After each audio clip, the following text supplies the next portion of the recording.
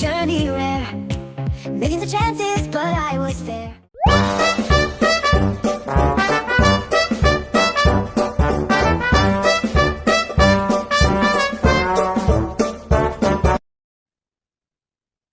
Oke, Assalamualaikum warahmatullahi wabarakatuh. Di sini aku bakal ngelakuin uji independent sample t-test dengan SPSS. Bagaimana sih caranya? Di sini aku bakal buat tutorial. Yang pertama aku bakal ngebacain konsep dasar dari uji independent sample t-test. Yang pertama, uji independent sample t-test digunakan untuk mengetahui apakah terdapat perbedaan rata-rata dua sampel yang tidak berpasangan. Syarat dari uji statistik parametriknya, data itu harus berdistribusi normal dan homogen.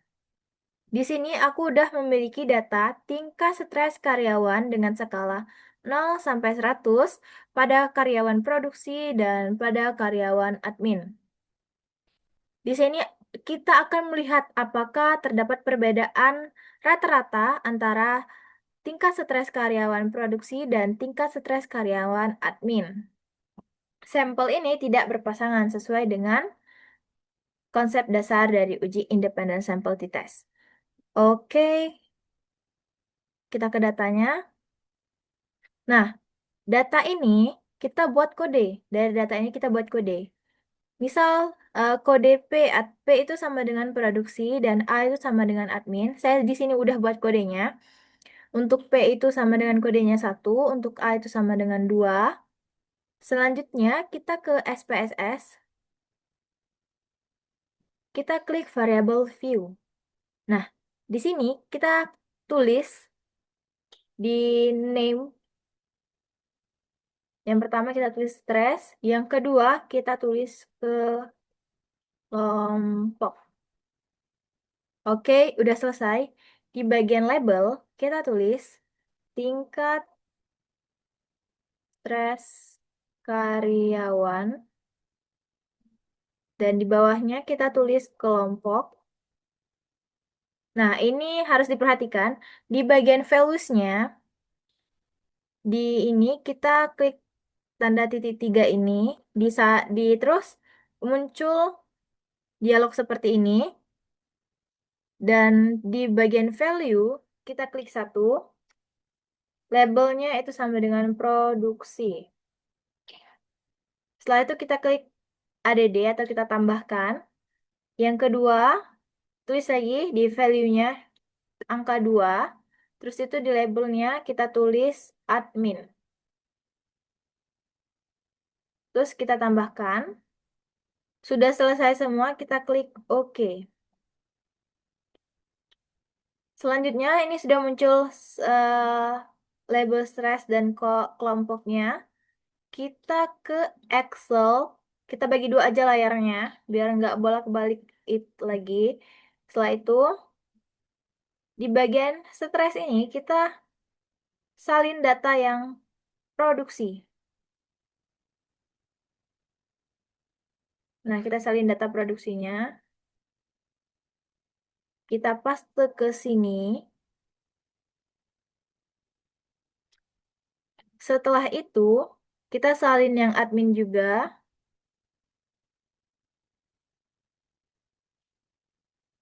Plus C, kita salin. Kita paste di bagian bawah yang sudah kita salin tadi. Yang atas tadi kan produksi. Nah, kita salin di bawah produksi itu, kita salin admin, data adminnya.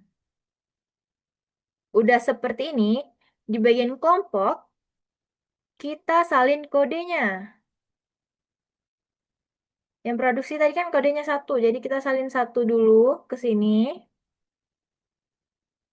Di bawahnya itu baru kita salin kode adminnya.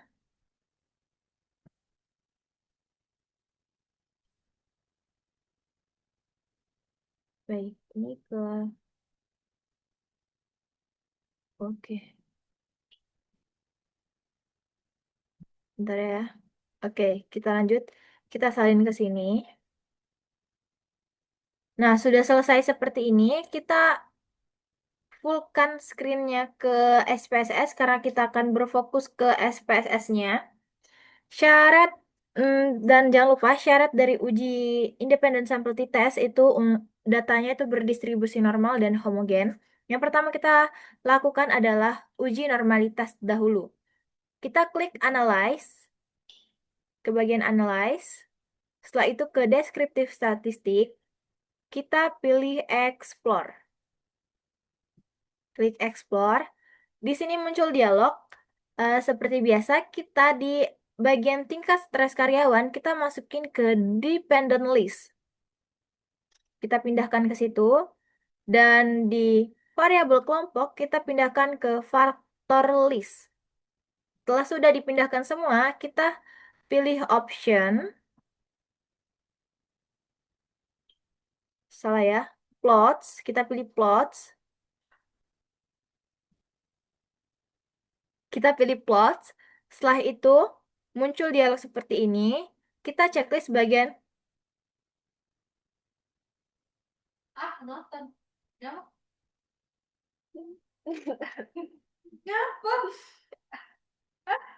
Nah, tahu-tahu aku salah tadi. Nah, kita muncul ada dialog seperti ini. Kita checklist di bagian normality plots with test. With test maksudnya. Kita klik continue. Setelah itu, kita klik OK.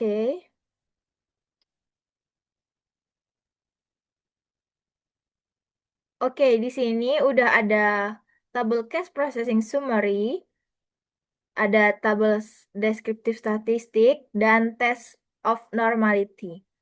Nah, di bagian case processing summary ini tuh menjelaskan tentang seberapa banyak data atau sampel yang kita ambil. Di sini di produksi kita ambil 24 sampel dan sama saja di admin juga 24 sama rata. Dan di person artinya kita sudah memasukkan data itu 100% masuk semua. Oke, di deskriptif statistik banyak ya, ada error, ada statistiknya, ada mean-nya atau rata-ratanya, ada standar deviation-nya, banyak. Kita lewatkan saja bagian itu, kita fokus ke test of normality. Di sini saya sudah menuliskan eh, dasar pengambilan keputusan untuk test of normality. Nah, di sini dasar pengambilan keputusan.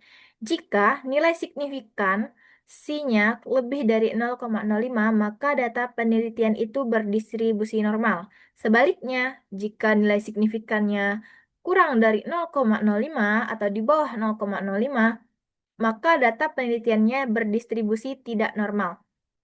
Kita lihat apakah nilai signifikannya kurang dari 0,05 atau lebih dari 0,05. Kita lihat di bagian ini. Di bagian ini kita lihat.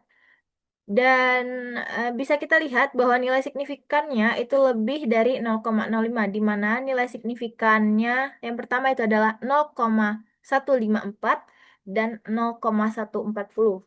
Artinya, data ini berdistribusi normal atau lebih dari 0,05.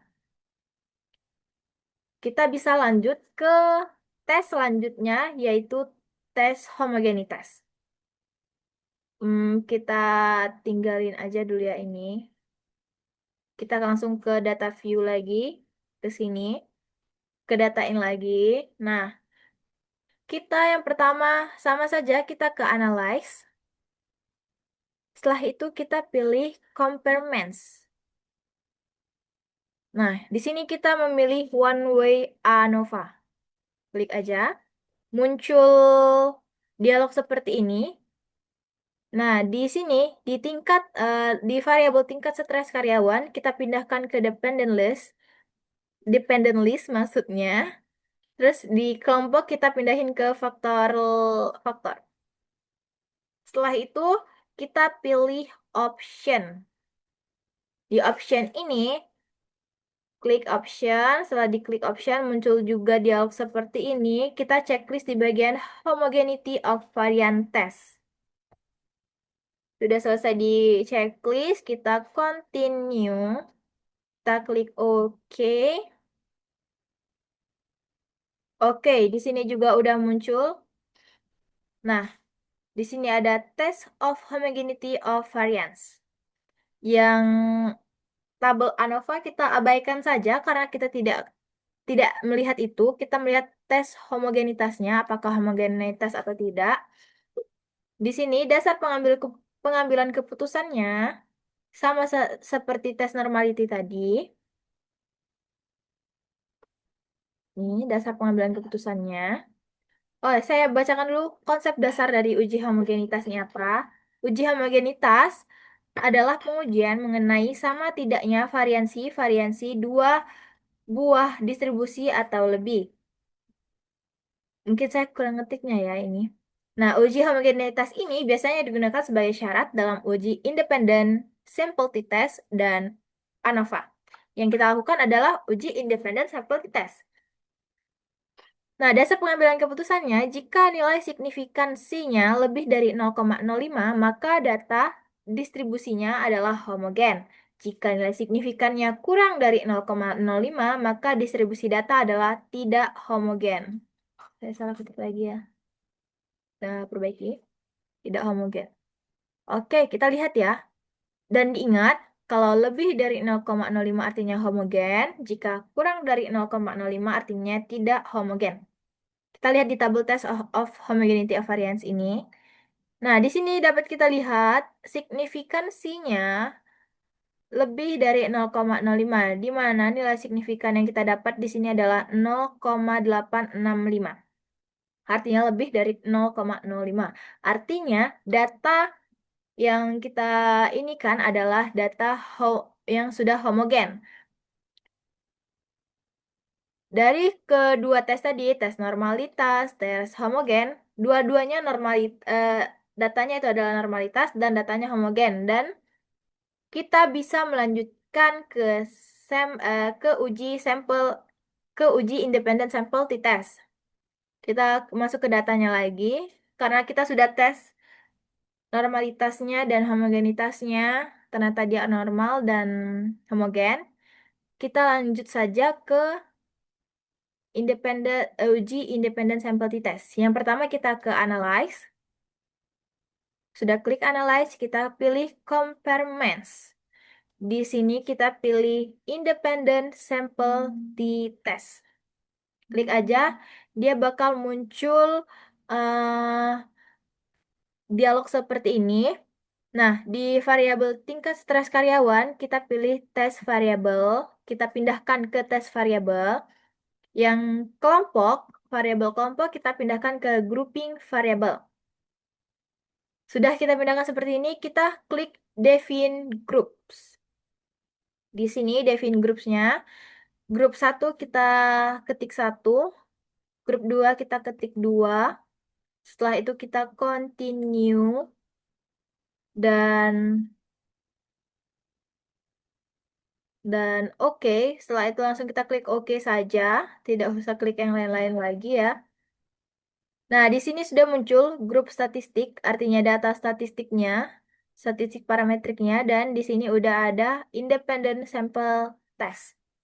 Nah, di sini itu sama seperti tadi, itu menjelaskan berapa jumlah sampel yang kita masukkan. Di sini udah pas 24, 24. Di sini juga ada rata-ratanya, rata-rata dari sampel yang kita masukkan. Di bagian produksi itu adalah rata-ratanya 80,7 sekian. Di admin itu 65,9 sekian. Di sini ada standar deviation-nya dan standar error rata-ratanya. Oke, di sini di tabel independent sample t-test, kita akan interpretasikan dia. Wait, kita ke sini. Saya mau keyword ya. Nah, dasar pengambilan keputusannya, jika nilai signifikan two-tilednya kurang dari 0,05, maka terdapat perbedaan yang signifikan antara tingkat stres pada kelompok karyawan, produksi, dan admin. Sebaliknya, Jika nilai signifikan Tootailetnya lebih dari 0,05, maka tidak terdapat perbedaan yang signifikan antara tingkat stres pada kelompok karyawan dan karyawan produksi dan admin. Uji independen sampel t-test ini kita gunakan untuk menguji apakah terdapat perbedaan rata-rata antara dua sampel yang tidak berpasangan ya. Jadi, kalau misal nilainya kurang dari 0,05, maka terdapat perbedaan yang signifikan antara tingkat stres pada kelompok karyawan dan produksi admin. Kita lihat di sini di independent sample t-test. Nah, dapat kita lihat nilai signifikan Tootailetnya 0,000 pada produksi dan pada equal variance assumes itu sama dengan eh, hasil uji parametriknya. Equal variance assume itu sama dengan hasil uji parametriknya ya. Di sini kita lihat signifikan Tootailetnya nilainya adalah 0,00. Maka jika nilainya 0,00 kan didapat hasil nilainya eh, 0,000.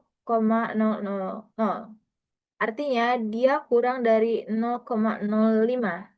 Yang artinya jika nilai signifikan Tootailetnya kurang dari 0,05, maka terdapat perbedaan yang signifikan antara tingkat stres pada kelompok karyawan produksi dan admin. Begitu ya hasilnya dan begitu juga tutorialnya dari saya untuk uji independent sample t-test.